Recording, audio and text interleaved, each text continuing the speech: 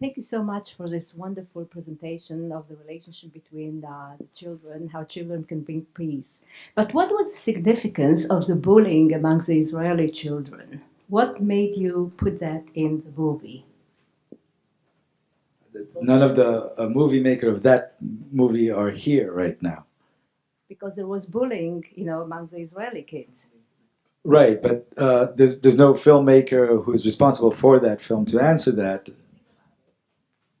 I think it shows how childhood has it's both a cruel existence among children. Children can be really cruel and tough with each other, and it opens up immediately to dreams. And we saw that specifically how that child opens up to dream, and how quickly a friendship can be formed, just as bullying is formed in that specific film.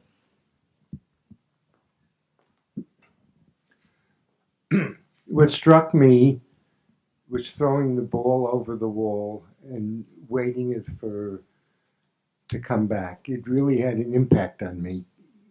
Could you talk where that came from, or it really hit me?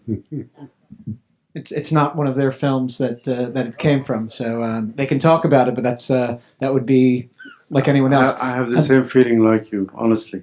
I feel the same way. We're going to take a question here from one of the kids. Why 2018? Well, it was 10 years looking forward from when the project started. And it's also, if you look at the calendar, 70 years since state of Israel was declared independent. The Nakba happened. I mean, a lot of big things happened that year. So if you have to choose a date, 10, 70, they're round, they make sense. It's not too far out in the future that you can, be speak about Martians taking over, but it's too far, so you can dream of astronauts from Israel and Palestine not having to cross a checkpoint in the atmosphere.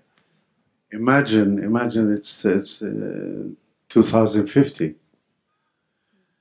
Can you wait until 2050? No. So it's by the corner. If this happens, oh my God. Thank you all for coming. It's a great movie, and you are part of a great program, which we really appreciate. I wanted to ask you, I love the combination of the Palestinian kids and the Israeli kids and what you took from it, but what was the reaction of the Palestinian adults to the whole program and their kids participating in such a program? I suppose it's directed at me. The Palestinian film that you actually saw here was featured on Watan, which is the Palestinian TV, both Palestinian TV and website, I think, and viewed by tens of thousands of Palestinians and I think hundreds of thousands of Arabs. So it got quite a big exposure, and I think that One Voice did a poll in 2009, just after the Gaza war. It wasn't a very, good time to ask people what they think in terms of reconciliation on both sides, to say the least. And we were happy on the one hand to see that consensus or acceptance of a two-state solution is strong.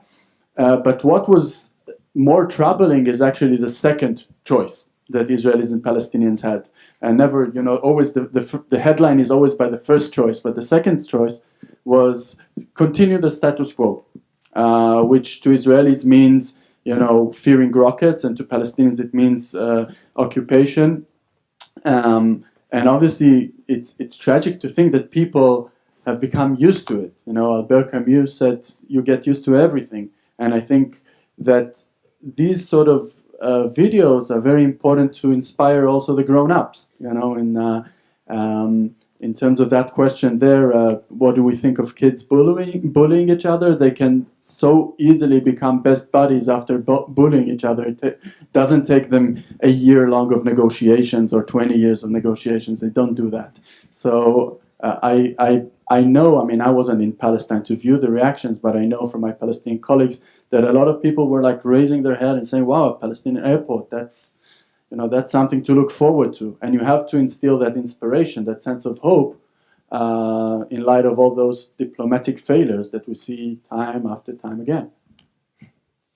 How did you all like the films, by the way, the short films? I think that they're every year fabulous, and this is a great crop.